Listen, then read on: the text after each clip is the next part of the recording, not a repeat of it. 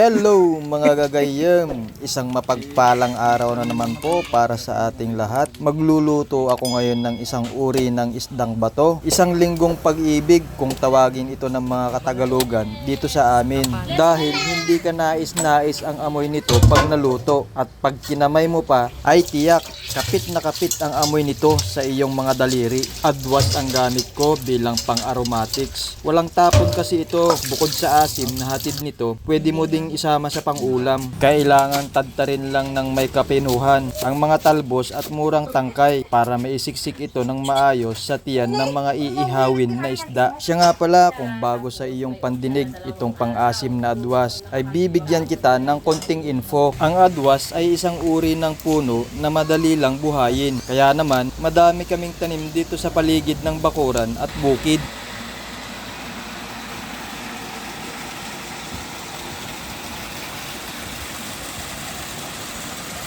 Napaka-crystal clear talaga ng tubig at malamig pa. Kaya naman, mega enjoy maligo si Kuya Marcos with his cousins. Sasaglit muna ako dito sa tabi para manguha ng dahon ng saging. Gagamitin ko kasi ito sa pang-ihaw.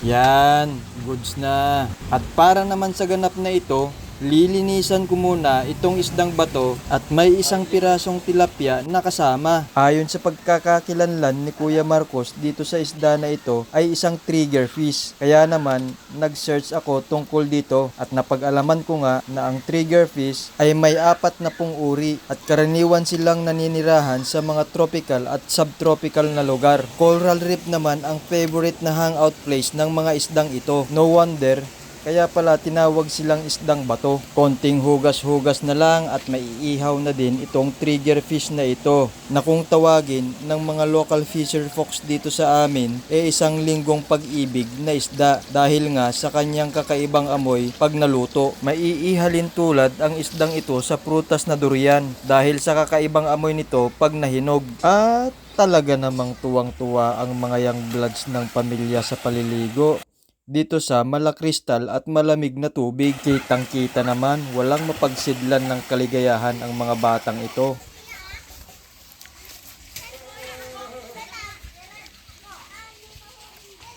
Ito na yung ginayat ko kaninang talbos ng adwas. Nilagyan ko pa ito ng asin bago lamas-lamasin. Ito din kasi ang ilalagay ko sa loob ng tiyan ng mga isda bilang pampalasa.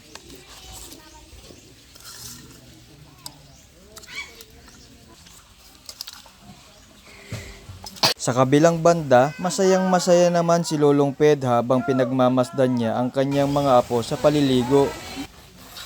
Babalutin ko na ngayon ng dahon ng saging ang mga isda ng isa-isa. Siya nga pala, naglagay pa din ako ng asin na pang-alat bago ko ito balutin ng dahon. Tiger fish. Ano pa papang text? Paano pa papang texture? Wait lang, Marcos.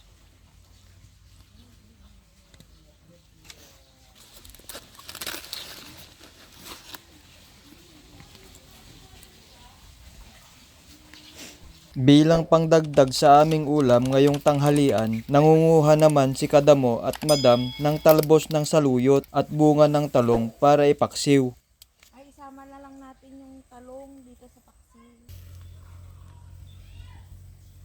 Ang ganitong pamamaraan ng pag-iihaw ay pwede rin gawin sa katamtamang laki ng yellowfin tuna, yung halos 1 kilo lang ang timbang. Kadalasan kasi pag nag-iihaw ako ng tuna, yung saha ng saging ang ginagamit ko para maski malakas ang apoy, goods na goods lang ang pagkakaluto nito.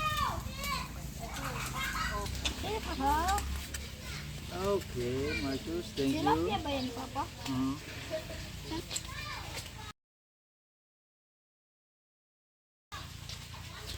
Medyo may kaliitan ang ihawan na ginawa ko. Kaya naman, naisipan ko na palikihin ito ng konti para mas marami ang maihaw. Dahil handa na ang lahat, itong iniihaw ko na lang ang hinihintay ng pamilya. Kaya naman, hinati ko itong nalaglag na Davao Pomelo para gawing tungko ng parilya.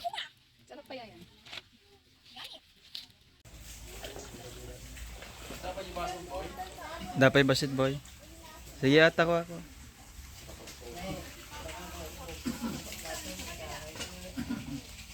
Bit ko itong aking baso. Kinailangan kong iwanan saglit ang aking iniihaw para mag-refill ng Big Nay red wine. Habang naka-relax mode ang mga elders at si Utol Bob.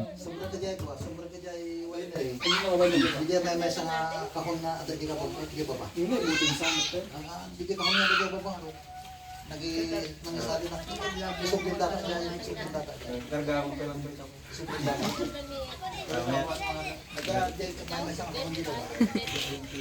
Hoy, may nakita ka. Malapit nang maluto ang mga isda. Siya nga pala, 4 na beses ko lang na inirolyo ang mga isda sa dahon. Dahil masusunog ito agad pag manipis ang pagkakabalot. At pag makapal naman, matatagalan ito sa pag-iihaw. Kaya sakto lang ang 4 na layer ng balot.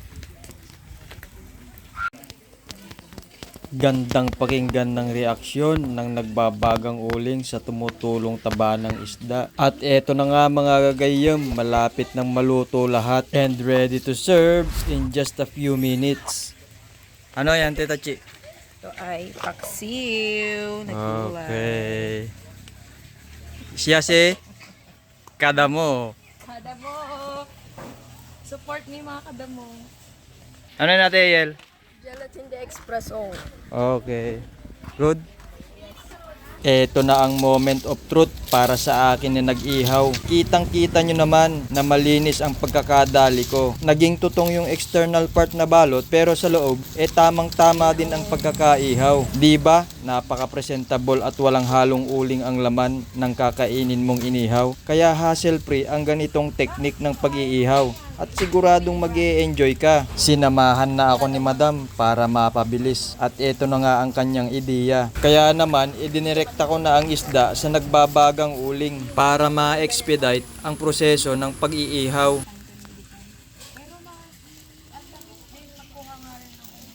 At eto na nga yung huling isda na idinirekta ko sa uling. Walang kasunog-sunog ang isda, makinis ang balat. Kaya no worries, pwedeng-pwede ang dahon. Maski sa mabilisan na pag-iihaw, goods na goods pa din ang quality. Through the miracle of time, luto na at ready to serve na ang mga inihaw na isdang bato.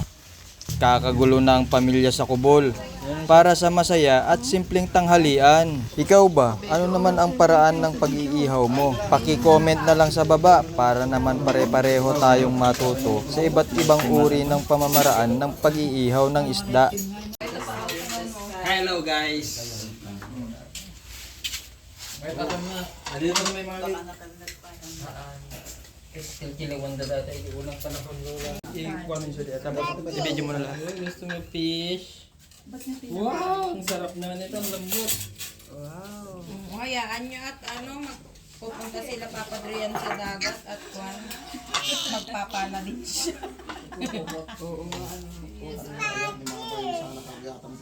Sister! Isa pa cherry.